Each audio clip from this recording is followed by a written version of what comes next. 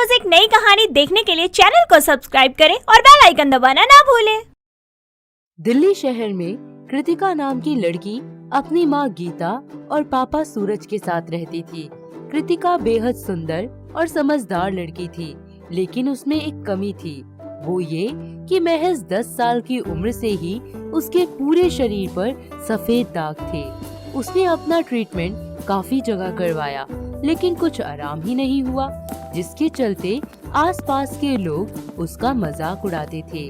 पर लोगों के ये तीखे ताने कभी भी उसके बुलंद हौसलों को नहीं रोक पाए। ऐसे ही एक दिन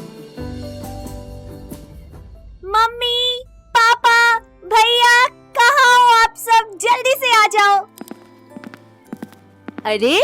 अरे क्या हुआ मेरी लाडो को? आज तो बहुत खुश लग रही है। हाँ, बात ही कुछ ऐसी है। अरे अब बता भी दे। पापा, मेरा रिजल्ट आ गया है। मैं पूरे 80% मार्क्स लेके आई हूँ। अरे वाह, मेरी बेटी ने तो कमाल कर दिया। कृतिका कॉलेज में एडमिशन ले लेती है, पर उसके चेहरे के निशान के चलते कोई उससे ज्यादा बात करना पसंद ही नहीं करता था। बड़ी मुश्किल से उसके कुछ दोस्त बनते हैं, जिनके साथ वो वक्त गुजारती और पढ़ाई करती। उसकी माँ गीता की तबीयत खराब होना शुरू हो जाती है, जिसके चलते पढ़ाई के साथ कृतिका को अपना घर भी संभालना पड़ता था। वक्त बीतता जाता है। एक दिन अपने परिवार के साथ फैमिली फंक्शन में वो जाती है। नमस्ते बुआ जी, कैसे हो आप? मैं तो बढ़िया माँ, तू दस किਵੇਂ आ? जी मैं अच्छी हूँ। अच्छा एक गल दस, तेरे चेहरे ते जेड़े दाग ने, इसकी दवाई ले रही है या नहीं? जी ले तो रही हूँ। अच्छा, ता कुछ आराम नहीं होया फिर? हाँ हो रहा है, पर इतना ज्यादा भी नहीं। चल ठीक है, दवाई लेती रहना टाइम पे। जी बुआ जी ठीक है। अपनी बुआ से बात करके कृतिका वहाँ से चली जाती है। तभी उसकी बुआ कमला पास खड़ी अपनी सहेली विमला से कहती है, देखो ते सूरज दी कुड़ी दे मुंह ते किवें दाग ने। अरे हाँ दीदी, सही बोल रहे हो। अभी तो ठीक है, पता नहीं आगे आगे क्या होगा। लोगों के तीखे ताने सुन सुनकर और अपना इस तरह तिरस्कार सहकर वो धीरे धीरे डिप्रेशन में रहने लगती है। वो ना कुछ खाती, ना किसी से ज्यादा बात करती और अपनी पढ़ाई पर भी ध्यान नहीं दे पाती थी। ये सब देखकर उसके पिता सूरज को अपनी बेटी की चिंता होने लगती है। एक दिन जब कृतिका उदास हो घर के पार्क में लगे झूले पर बैठी होती है, तो उसके पापा वहाँ जाते हैं और बोलते हैं, बेटा क्या हुआ? आजकल मैं देख रहा हूँ तू काफी उदास रहने लगी है। कुछ नहीं पापा, बस ऐसे ही। अरे बता दे, किसी ने कुछ कहा है क्या? नहीं पापा, मैं बस यही सोच रही थी कि अगर ये दाग कभी ठीक नहीं हुए तो मेरा क्या होगा। बस इतनी सी बात। बेटा तू इसके बारे में इतना मत सोच, ये तो किसी के साथ भी हो सकता है।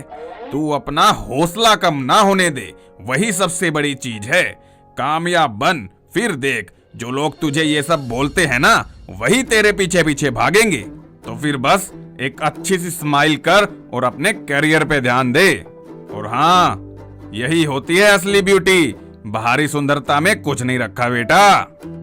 वक्त बीतता जाता है। कॉलेज खत्म हो जाने के बाद वो एक कंपनी में जॉब करती है। जॉब के साथ साथ वो ट्रेवल करना भी शुरू कर देती है और अलग अलग जगह जाकर वहाँ के लोकेशंस के वीडियो बनाकर उनको सोशल मीडिया पर अपलोड कर देती है।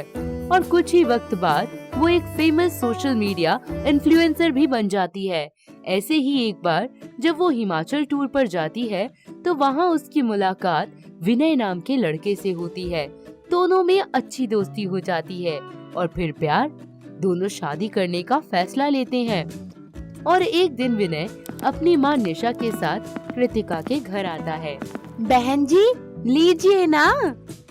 जी जरूर, लेकिन आप बस जल्दी से हमारी होने वाली बहू को बुला लीजिए, अब इंतजार नहीं होता इन आँखों से। हाँ जी, अभी बुलाती हूँ। बेटा कृतिका, जल्दी आओ। नमस्ते आंटी जी। नमस्ते बेटा। आय हाय, ये कैसी शकल है इसकी चितकबड़ी सी। क्या हुआ माँ, कहाँ खो गई? कुछ बोलो ना। कुछ नहीं बेटा। थोड़े समय बाद विनय और कृतिका की शादी हो जाती है। शादी के कुछ समय तक तो सब कुछ ठीक चलता है।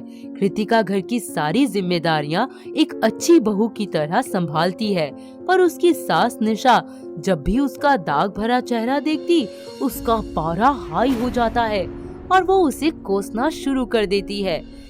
ऐसे ही एक दिन, अरे ओ बहू, कहाँ मर गई? आज खाना मिलेगा या बस यूं ही चिल्लाती रहूं? जी मम्मी जी, ये लीजिए खाना। पता नहीं कैसी बहू मिली है, ना तो शकल अच्छी है और ना ही समय पर काम करती है। अरे मारना चाहती है क्या मुझे? कितना तेज नमक भरा है खाने में।